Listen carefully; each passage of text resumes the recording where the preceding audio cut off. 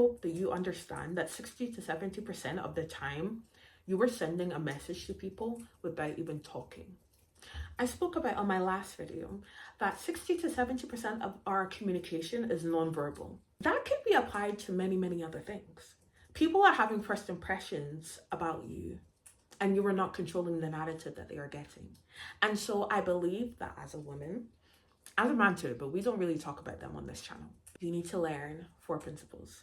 Invest, to accrue, not to diminish, and how not to overspend. Those 4 principles can be attached to investment, but we are going to attach it to the currency of beauty. I know that there are so many arguments that can be made about the fact that beauty is a form of social currency is absurd, that is so shallow. I cannot believe that us as a society have to live like this, pretty privilege, blah, blah, blah, blah, blah. However, if you alone cannot change the system, then make the system work for you. And so we're going to learn these 4 principles so that we do not fall victim to something that is being held up, sustained, and enabled by the society that we live in. I'm Jessica Monet, and welcome back to my channel.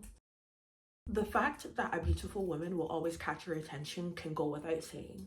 This has nothing to do with your sexuality, but more to do with the kind of message somebody who is physically attractive or appealing is sending out to the world. Money talks. And any form of currency has a language and it speaks to people.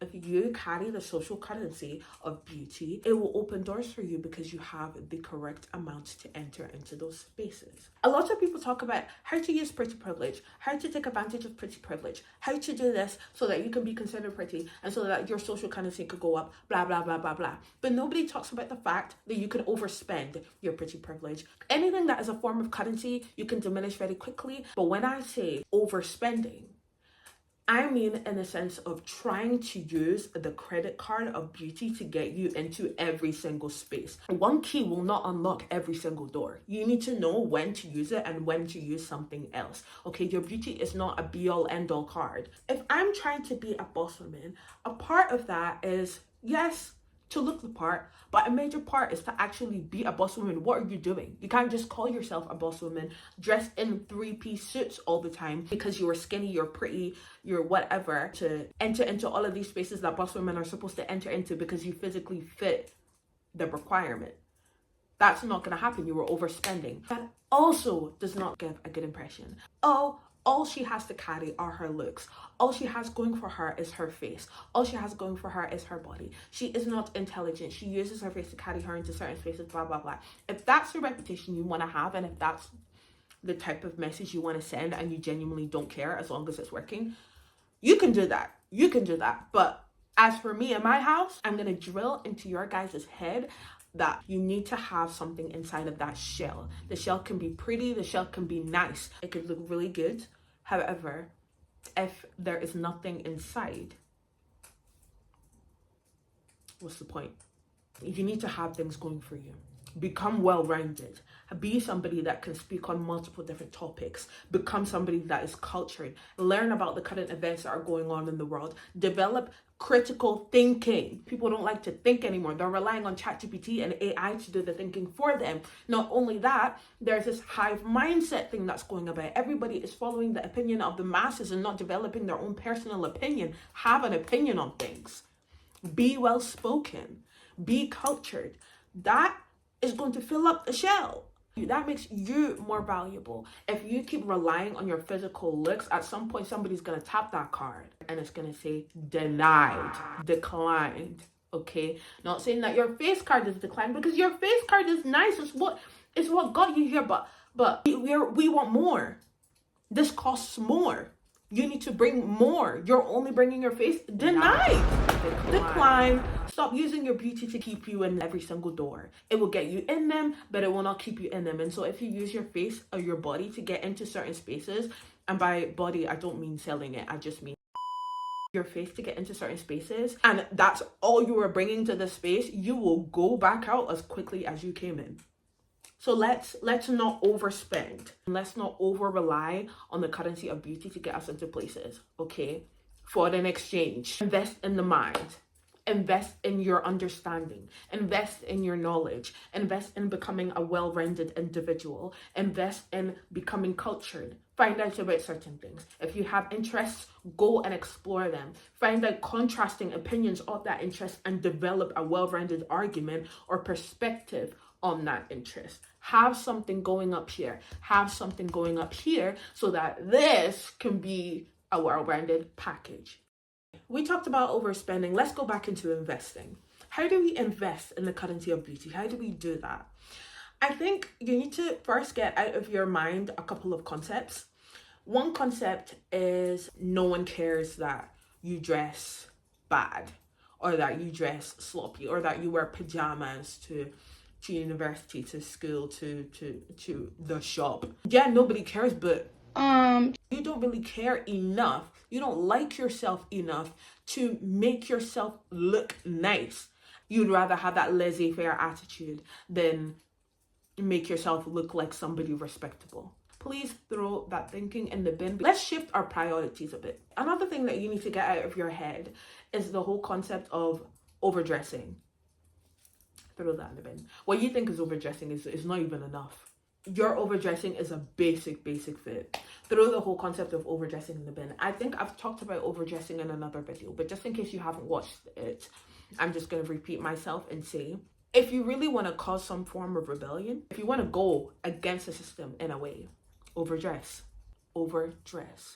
Overdressing or dressing well is a sign of societal rebellion. People have normalized sloppiness. People have normalized the lack of cohesion in their outfits, the lack of care in their presentation. For what? I don't know why. You presenting yourself well is going against that, and it's sending a message. Like I said, 60 to 70% of our communication is non-verbal. It is sending a message. And other people might feel threatened by that. You'll find out people might start commenting on your clothes like, oh, well, that's a bit much. Or, oh, you're doing a lot. Oh, really? You're going to wear that to that? What? If they were actually really secure, and if they wore that outfit because they wanted to wear the outfit that they're wearing, they wouldn't have commented on your outfit like that. If they were truly happy and truly in the depths of their own heart said, I'm going to wear leggings and a jumper today and Birkenstocks because I want to wear leggings and a jumper and Birkenstocks today for myself. I want to do it for myself. If that was the kind of mindset that they had, they would not have commented on your outfit like that. They're doing it because other people are doing it. Be different. Overdress. Put effort into your appearance if you want to send a message. To actually invest in your appearance, yes, start dressing well. Start figuring out what structures work well on your body. Is your body more lush and romantic, so you like more flowy fabric pieces? Is your body more tight and toned? You like more structured pieces? Find out your colors. What colors work well for you? Do you look amazing in black? Or when you're wearing black, do people look at the black more than they look at your face? Do you look great in red? Do you get a lot of compliments when you're wearing pink? Do you feel happiest when you're wearing yellow? Pay attention to all these things, especially the ones that makes you feel the most confident. Personally, that color for me is pink. And my mom literally calls me the pinky girl. Everybody knows that if it's pink, I'm gonna get it. If it's pink, I gotta have it. Usually, it's always on me. It's the color that makes me feel the most confident, the most chic. And I love showing up into male-dominated spaces wearing pink because I'm here because I have the exact same thing that you have, and I'm going to be unapologetically feminine because I want to be. Another way that you can invest in your appearance is by actually having a routine. If you have type 4 hair, wash your hair once a week. More straighter hair, wash your hair multiple times a week. Use products to make your hair shinier. Use products to make your hair have more volume. Use products to make your hair look more maintained. See what styles you like. See what styles complement your aesthetic. Dress in the type of style that you want. Don't wait to lose weight. Don't wait till you look like this. Don't wait until you get this. Dress in the type of style that you want at the capacity that you can right now. Every penny counts. 1 penny is still gonna accrue somehow. It might be 0.0000001%, but that's still better than 0.0%. Okay? Invest in it somehow. Have a skincare routine. Go to the gym. That's something I'm currently doing. Do these certain little things to make yourself more desirable to you, because when you're desirable to you, it translates to other people. You are not wearing joggies and pajamas, I said, because you're desirable to yourself. You're not putting your hair in the same greasy bun for 3 days straight because you're desirable to yourself. If you were desirable to yourself, you would have put a little curl in it. If you were desirable to yourself, you would have put those flared jeans on that have been sitting on the pile of clothes that are on your chair and have been in that part of your room for 2 weeks now. A little blush, a little gloss, some mascara. Invest.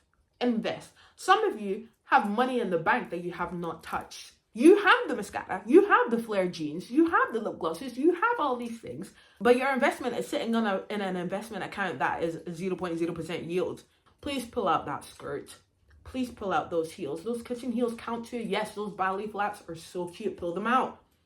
That gloss, that mascara, pull it out. That's investing. You're investing in your currency. You're investing. It's growing. It's growing. The more that you maintain it, the more that you sustain it, it grows. It grows. Maintenance is what grows things. Consistency is what grows things. If I only invest one time, my account is not going to grow as fast or as much as it would have if I invest every single calendar month. I need to be consistent. Be desirable to yourself every single day. That is how you're going to grow. You're going to invest in the currency of beauty. And that's how you invest. Natural beauty is the best beauty. So what you have is 10-10. You just need to enhance that. In that same vein comes the fundamental skill of not diminishing your funds. And we talked about not going outside just wearing anything anyhow. Stop wearing bonnets outside. Stop wearing slides outside. I've seen like videos of people walk out in like sports shorts, the cotton ones, and just have like a baggy t-shirt over it, and it just looks like you're not wearing any shorts and slides. And I'm What? This is your going outfit? That's you diminishing your funds, by the way. Dyeing your hair crazy colors and not maintaining it. If you're gonna dye it a crazy color, make it look nice. Why is it greasy? Why are the roots showing? Why is it not styled? Where's the volume? Why is it flat? Nothing is growing from that. We always want to be in a space where we are developing and growing. We always want to be in a place where we are always accumulating value. This doesn't have to be exhausting, because if you do it right, the value growth can be passive. By you having a set of clothes that work for you and getting rid of the ones you don't have to touch that again. Every time you just pull out a fit, it will automatically go. You only have to do that once. There are certain investments that if you want to make will be more high energy. Examples of that could be dyeing your hair a really high maintenance color. It will be less passive, and that's a decision that you want to make for yourself. Don't just look bad for the sake of looking bad because it's cool to look bad and everybody else looks bad. Be different, have a mind of your own. The next is to accrue, and that is to gather wealth. This is your research and development stage. If I'm going to learn how to trade in a different currency, I need to learn what's going on in that country. I need to learn the geopolitical state of that country, what are the top performing companies in that country, how are they doing, look at the unemployment rates, look at all of these different things, because that's going to make me feel confident enough on what my next step would be in investing in this foreign currency. And so in the same way, I need to do research and development if I want to use the currency of beauty properly. If you are somebody that wants to be a woman in STEM, that works in a software engineer startup, for example, you are currently in university, you feel like you're a little bit in over your head, you want to invest in yourself, you want to become that boss girl. Your R&D stage, your research and development stage, what you're going to do to allow you to use your investments in a good place would be to learn about where all the tech giants are, what country or city they are, and apply for jobs in that place. Learn where most people working in tech in your city, where they kind of reside, what gyms are in those areas, work out in those gyms instead of the gyms at your school campus. Learn about all the different tech summits and events that are happening in your city. People love to teach people, go to those events and summits. Be brave enough, be confident enough to speak to somebody if you want them to not write you off before you open your mouth to speak to them.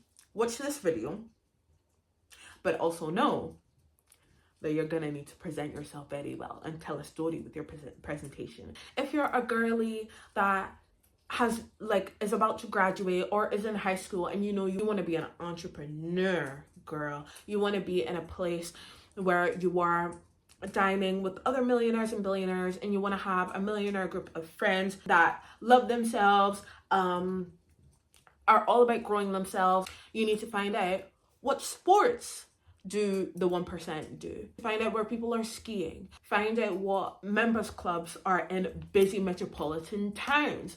If you have the funds, buy a membership. Do your research.